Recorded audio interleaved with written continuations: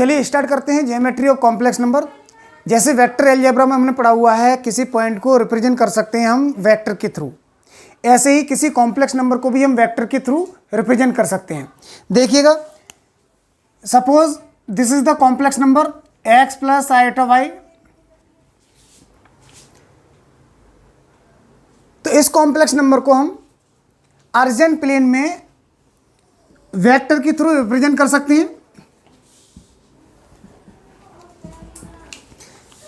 मान लिए ये पॉइंट जो है z, ये पॉइंट रहा ये p जो z equals to X comma Y, जो इस कॉम्प्लेक्स नंबर को रिप्रेजेंट कर रहा है।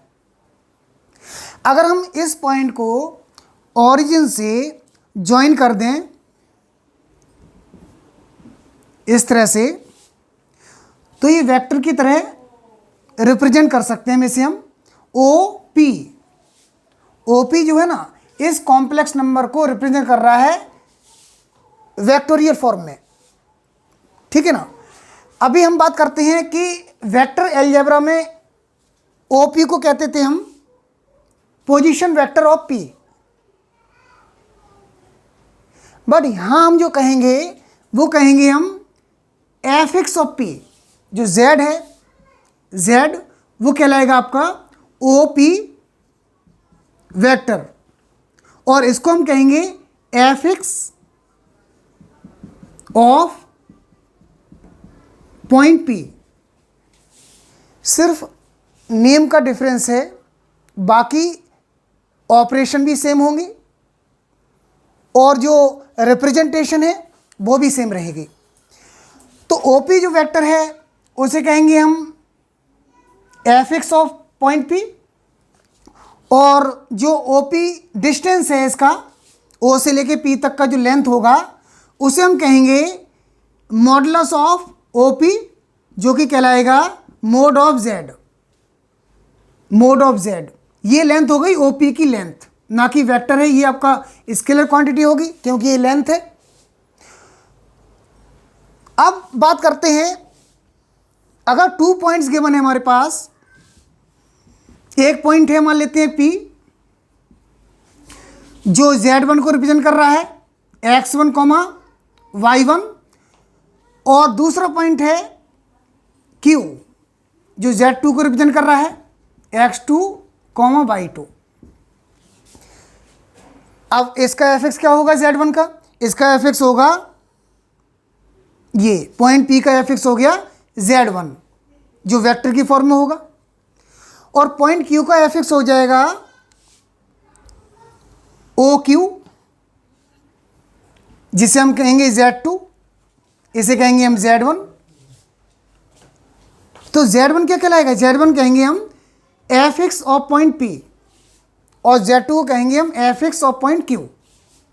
अब बात करते हैं, हमें फाइंड करना है ये वाला वेक्टर PQ।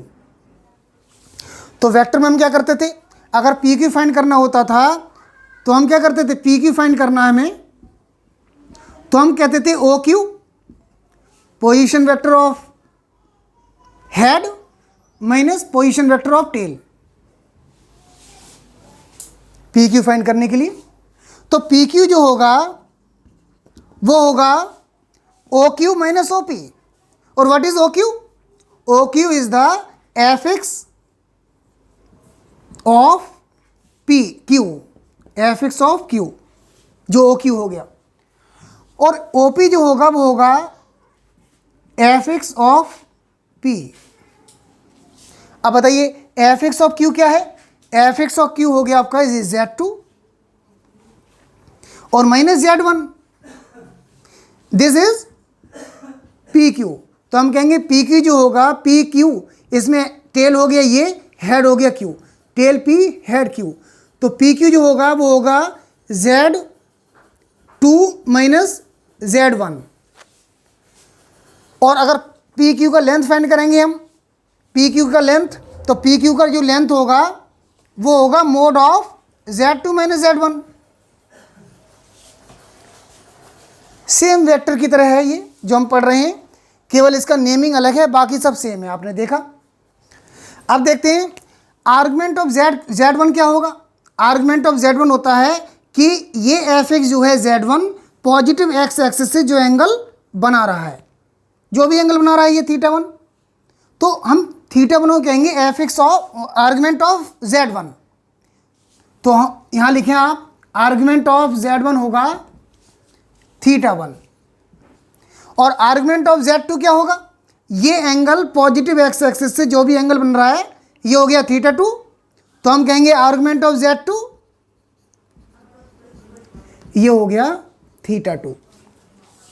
ठीक है, अब हम बात करते हैं कि इनके बिटवीन एंगल फाइंड करना है। मान लेते हैं ये वाला एंगल फाइंड करना है हमें, ये थीटा है, तो क्या होगा, ये एंगल फाइंड करना है तो क्या होगा, थीटा हम कह सकते हैं क्या होगा, थीटा यहाँ पर थीटा होगा, थीटा इक्वल टू हो जाएगा θ2 माइनस θ1, θ2 माइनस θ1, थीटा हो गया angle between Fx Z1 and Fx Z2, यानी कि हम कह सकते हैं OP और OQ के बिटवीन एंगल जो है, तो ये θ2 माइनस θ1 ये कैसे फाइंड करेंगे ये हम देखते हैं। ठीक है, अब देखिएगा what is θ2, θ2 is the argument of Z2, तो ऐसे लिख सकते हैं हम argument of Z2 minus θ1 is argument of Z1, argument of Z1। ठीक है, तो हम कह सकते हैं टू कॉम्प्लेक्स नंबर के बिटवीन एंगल फाइंड करना है जो कि वेक्टर को रिप्रेजेंट कर रहे हैं, तो हम ऐसे फाइंड कर सकते हैं Z2 माइनस Z1। ओके, चलिएगा अब हम लेते हैं 3 पॉइंट्स, एक अर्जेंट प्लेन में 3 points, this is Argand plane और इस पर हमने 3 पॉइंट्स लिए, एक ले लिया हमने Z1, ये वाला पॉइंट P मान लेते हैं जो कि Z1 को रिप्रेजेंट कर रहा है, Z1। ठीक है ना, एक पॉइंट ले लेते हैं हम Q, ये पॉइंट है Q, यहाँ मान लेते हैं Q ये जो कि Z2 को रिप्रेजेंट कर रहा है, और एक पॉइंट ले लेते हैं हम यहाँ पर R जो Z3 को रिप्रेजेंट कर रहा है, Z3 को रिप्रेजेंट कर रहा है, ये पॉइंट Z3 है, ये आपका Z2 को यहाँ मान लेते हैं Z3, और ये वाला जो पॉइंट है हमने लिया था यहाँ पर, ये मान लेते हैं ये है Z1। अब रिपीट कर दूँ वही बात में, Z1 क्या है, Z1 is the Fx of point P, Z2 is the Fx of point Q, similarly Z3 is the Fx of point R। अभी इनको ज्वाइन करते हैं हम, एक वेक्टर लेते हैं ये वाला वेक्टर लिया हमने, और एक वेक्टर लेते हैं ये हमें एंगल फाइंड करना है, ये थीटा मान लिया हमने। अब Fx ऑफ Z1 ध्यान रखिएगा ये क्या है, Fx ऑफ Z1 है OP यानी कि ये वेक्टर, और Fx ऑफ Q हो जाएगा OQ, Fx ऑफ R हो जाएगा OR। सबसे पहले हम क्या करेंगे, ये जो वेक्टर है QP फाइंड करेंगे हम। QP क्या होगा, QP होगा OP minus OQ, it means Fx of P minus Fx of Q। तो what is the Fx of P, that is Z1 minus Fx of Q Z2। ठीक है, ये हो जाएगा Z1 माइनस Z2। अब देखते हैं हम QR क्या होगा, QR होगा OR minus OQ, Fx of R that is Z3 minus Fx of Q that is Z2, ये हो जाएगा QR। ठीक है, ये हो गया QR हो गया Z3 माइनस Z2। अब बात आती है इनके एंगल की, इनके बिटवीन एंगल जो फाइंड करना है वो आप ध्यान रखिएगा। अगर ये एंटी क्लॉकवाइज है ये वाला एंगल, तो देखिएगा इसका एंगल जो होगा इनके बिटवीन थीटा, वो हम फाइंड करेंगे argument of Z3 minus Z2 upon Z1 minus Z2। मैं इसे और क्लैरिफाई कर दूं। देखो, अगर हमें एंगल फाइंड करना है ये वाला QP से QR, QP से QR, तो जहाँ पर ये ख़त्म हुआ वो हम ऊपर लिखेंगे और यहाँ से स्टार्ट हुआ वो लिखेंगे अपॉन में। अगर हमें ये एंगल ऐसा फाइंड करना होता, ये वाला एंगल, ये इस तरह से, तो क्या होता, Z1 argument of Z1 minus Z2 upon Z3 minus Z2। ठीक है, तो आप ये समझ लीजिएगा अच्छे से कि यहाँ से स्टार्ट हुआ है तो ये अपॉन में आएगा और जहाँ यहाँ ख़त्म हुआ है वो आएगा आपका न्यूमरेटर में। ठीक है, चलिए टू कॉम्प्लेक्स नंबर का एडिशन समझते हैं हम। अगर टू कॉम्प्लेक्स नंबर को ऐड करते हैं हम तो कैसे ज्योमेट्रिकली उसे रिप्रेजेंट कर सकते हैं हम। Suppose there are two complex number Z1 point P मान लिया इसे, और ये हो गया Z2 Q पॉइंट के लिए। ठीक है ना, इनको ऐड करना है हमें। इनको ऐड करना है तो कैसे करेंगे ये देखिएगा। जब हम दो कॉम्प्लेक्स नंबर को ऐड करते हैं तो किस तरह से ऐड करते हैं इसे देखें आप। Z1 प्लस Z2 फाइंड करना है।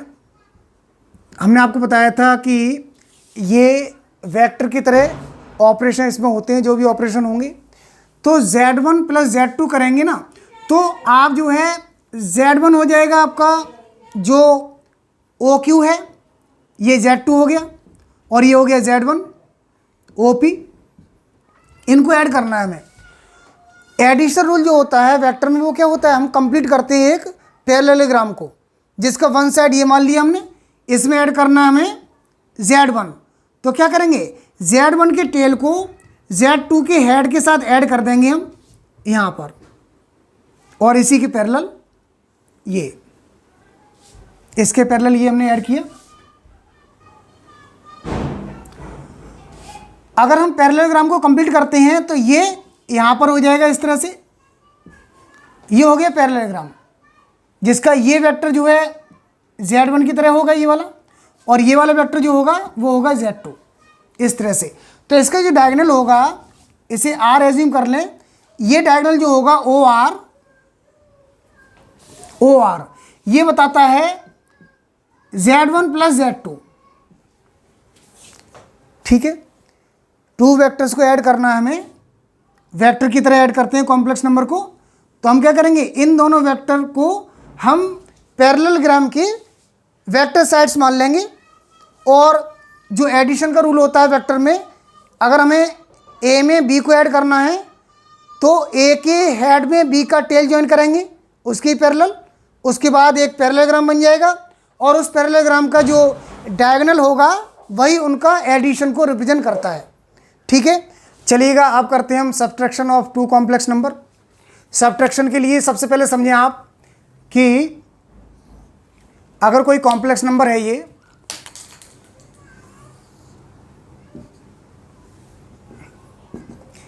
Z कोई कॉम्प्लेक्स नंबर है Z, जो P मान लेते हैं, यहाँ पर ये पॉइंट रिप्रेजेंट कर रहा है, और इसको ज्वाइन किया हमने, तो fx ऑफ P हो जाएगा OP, जो कि Z हो गया।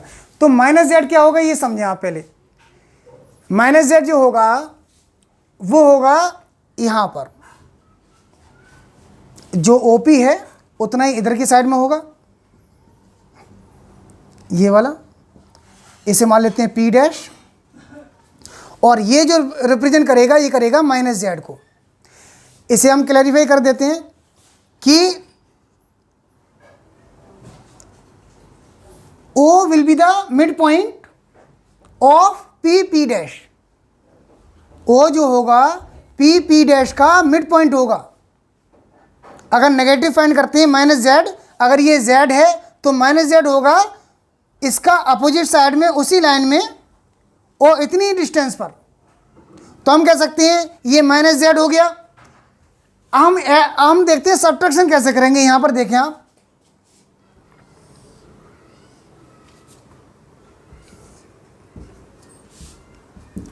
एक हमने कॉम्प्लेक्स नंबर एज्यूम कर लिया, ये वाला Z1, और एक कॉम्प्लेक्स नंबर हमने एज्यूम कर लिया यहाँ पर कहीं, ये मान लिया Z2। अब Z1 तो होगा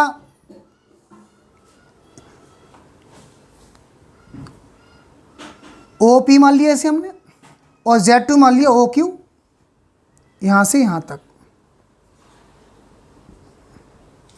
इसे आप इस तरह से देख सकते हैं। अभी हमें फाइंड करना है, मान लेते हैं Z1 माइनस Z2। तो हम क्या करें, हम करें Z1 प्लस माइनस Z2। यहाँ भी एडिशन वाला रूल अप्लाई कर देंगे। हमें क्या करना है, Z1 में ऐड करना है माइनस Z2 को। तो हमने बताया था नेगेटिव किसी कॉम्प्लेक्स नंबर का नेगेटिव फाइंड करना है तो कैसे फाइंड कर सकते हैं, ज्योमेट्रिकली। अभी हमें Z2 का नेगेटिव फाइंड करना है, तो Z2 का नेगेटिव होगा इसके अपोजिट साइड में, ठीक है। ये मान लेते हैं Q डैश है,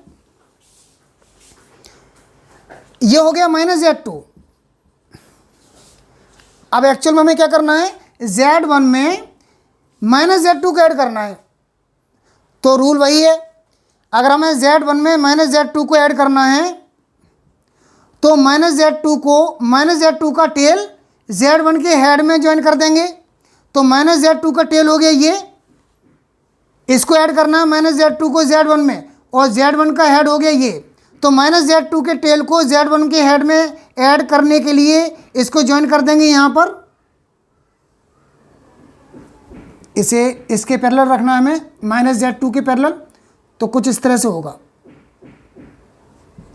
ये एक्चुअल में क्या हो गया माइनस Z2। अब एडिशन रूल क्या होता है बताया था, माइनस Z2 को ऐड करना है Z1 में, तो माइनस Z2 का टेल को Z1 के हेड के साथ ज्वाइन करेंगे और इसे कंप्लीट पैरेललोग्राम बनाते हैं इसे हम। तो एक वेक्टर में ये बनाना पड़ेगा, ठीक है, एक वेक्टर ये बनाना पड़ेगा जो Z1 के इक्विवेलेंट होगा, ठीक है, ये हो जाएगा Z1 के इक्विवेलेंट। अब देखो इस पैरेललोग्राम का जो डायगोनल होगा वो हम कंसीडर करेंगे ओरिजिन से ये वाला। तो ये जो हो गया, ये हो गया Z1 माइनस Z2, और ये जो हो गया, ये हो गया Z1 प्लस Z2, ठीक है। तो fx of R represent Z1 plus Z2 and इसे R मान लेते हैं। fx of this R represents Z1 minus Z2। Rule वही लगाते हैं, सब्ट्रैक्शन के लिए कोई अलग से रूल नहीं होता है, एडिशन वाला रूल अप्लाई करते हैं। हमें क्या करना होता है, जिसको सब्ट्रैक्ट करते हैं उसे माइनस में लेके ऐड कर देते हैं। एडिशन वाला रूल सेम वेक्टर में जो अप्लाई किया है हमने, वही यहाँ रूल अप्लाई करेंगे हम, वेक्टर वाला। अब यहाँ बताना है आपको multiplication of two complex numbers and division of two complex numbers. चलिए अब देखते हैं multiplication of two complex numbers. Suppose there are two complex number Z1 x1 plus iota y1 and Z2 be another complex number x2 plus iota y2। इनको multiply करना है हमें Z1 into Z2। तो इसको पोलर फॉर्म में अगर लिखना चाहें तो कैसे लिखेंगे, Z1 equals to R1 cos theta plus iota sine theta. इसे 1 1 ले लेते हैं, या इसे लिख सकते हैं हम Z1 इक्वल्स टू R1, इसको लिख सकते हैं हम e to the power iota theta 1। इसी तरह से इसको जब लिखेंगे हम, इसे लिख सकते हैं Z2 equals to R cos theta 2 ले लेते हैं पोलर फॉर्म में, plus iota sine theta 2। Z2 equals to इसको लिखा जा सकता है R2 लो यहाँ पर, डिफरेंट आपका ये है इसका मॉडुलस, ये हो जाएगा e to the power iota theta 2, ठीक है। बड़ा सिंपल है ये। Z1 इंटू Z2 करने के लिए हम क्या करेंगे, इन दोनों को मल्टीप्लाई कर देते हैं। Z1 into Z2 equals to R1 e to the power iota theta 1 into R2 e to the power iota theta 2। अब R1 इंटू R2 देखिएगा, अच्छा ये दोनों का बेस सेम है तो इन दोनों का पावर जो है ऐड हो जाएगा। तो e to the power iota common ले लेंगे, थीटा 1 प्लस थीटा 2। ये है आर Z1 इंटू Z2। अब देखिएगा आप, इसको हम क्या लिख सकते हैं, इसको हम लिख सकते हैं, ये तो ऐसे ही रहेगा, इसको लिख सकते हैं हम cos θ1 plus θ2 plus iota sine θ1 plus θ2।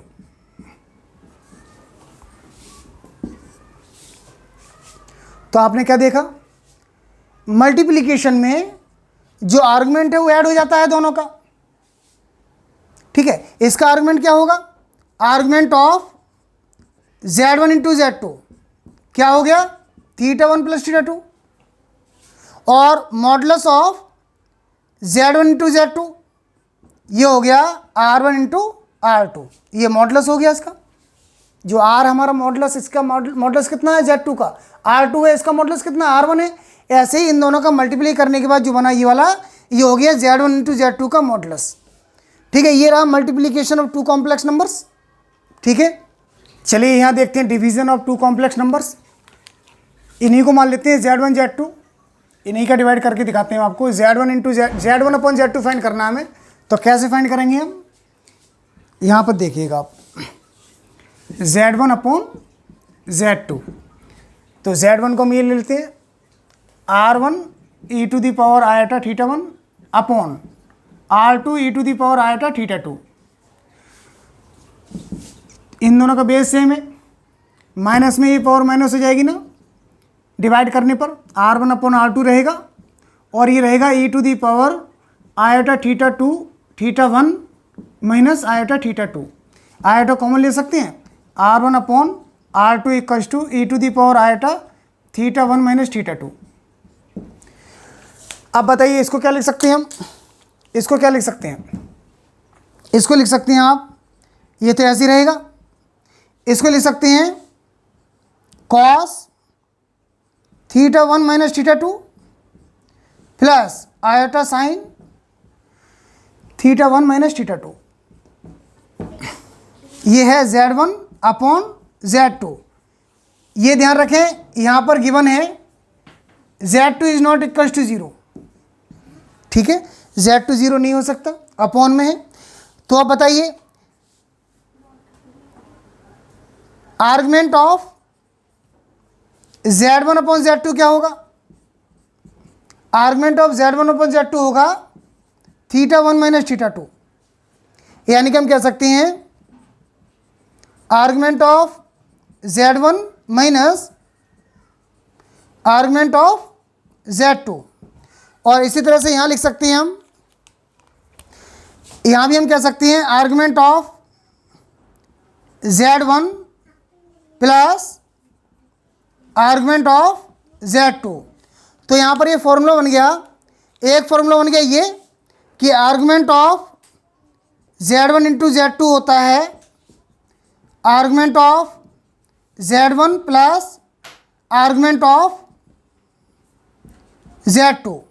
और सेकंड फॉर्मूला बन गया हमारे पास ये कि argument of Z1 upon Z2 हो जाता है आर्गुमेंट ऑफ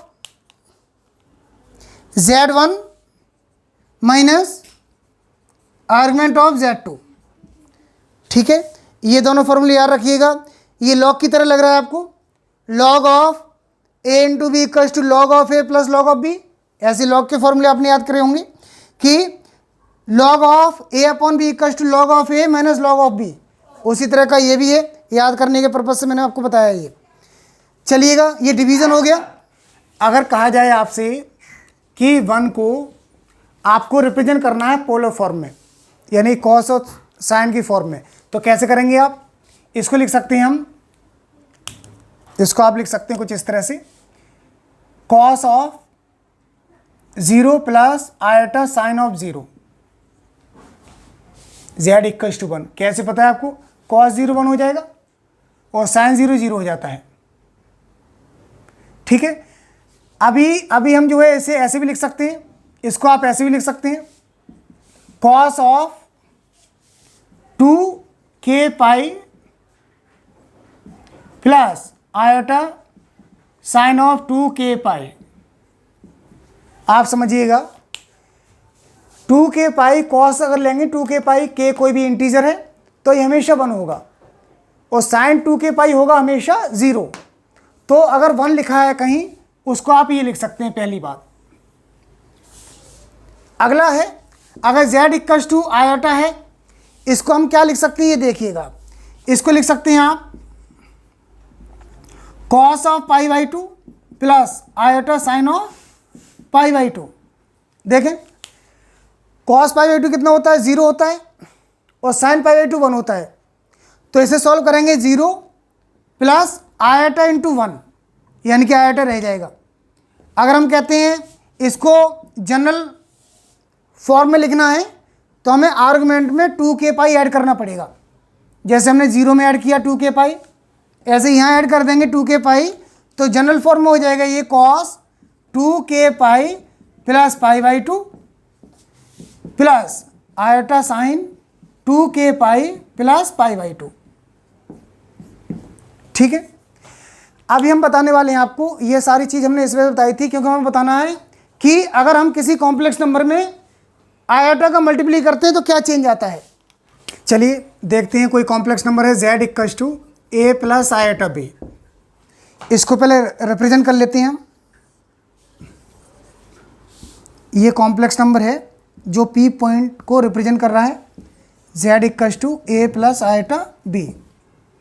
ठीक है, अभी f(x) हो गया z का ये वाला वेक्टर की फॉर्म में। ठीक है ना, अभी हम कहते हैं कि इसका बताइए आर्गुमेंट क्या होगा, तो थीटा होगा आर्गुमेंट, क्योंकि ये यहाँ से पॉजिटिव एक्स एक्सिस से मेजर किया गया है। अभी हम बताने वाले हैं कि अगर हम इसमें मल्टीप्लाई करते हैं आयोटा का तो क्या क्या चेंज आता है, इसे देखिएगा आप। इसको पहले तो ये देखें, इसे लिख सकते हैं हम z equals to r cos of theta plus iota sine of theta polar form में, और हमें मल्टीप्लाई करना किसका है, इसका करना है, आयोटा का मल्टीप्लाई करना है। ये z1 मान लेते हैं हम और इसको मान लेते हैं हम z2, या ना भी मान है तब भी कोई प्रॉब्लम नहीं है, इसे आप रहने दें। इसमें आपको मल्टीप्लाई करना है, z में मल्टीप्लाई करना है आयोटा का। अब z हमारे पास ये रहा r cos of theta plus iota sine of theta, और आयोटा को लिख सकते हैं आप ये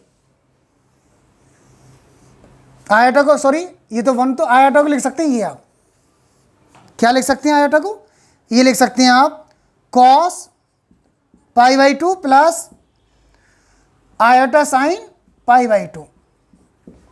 ठीक है, या हम कह सकते हैं इसे ऐसे z into iota equals to r e to the power iota theta into e to the power iota pi by 2।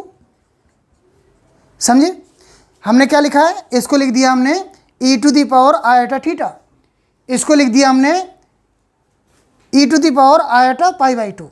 अब क्या कर सकते हैं, इसे मल्टीप्लाई में इन दोनों की पावर से ऐड हो जाएंगी। इसे लिखेंगे हम e to the power iota, common ले लिया हमने, theta plus pi by 2 z into iota. अब इसको दोबारा से लिख देते हैं कॉस और साइन की फॉर्म में, ये आर रहेगा, लेंथ वही रहेगी लेकिन आर्गुमेंट चेंज हो गया, ये हो गया कुछ इस तरह से cos of theta plus pi by 2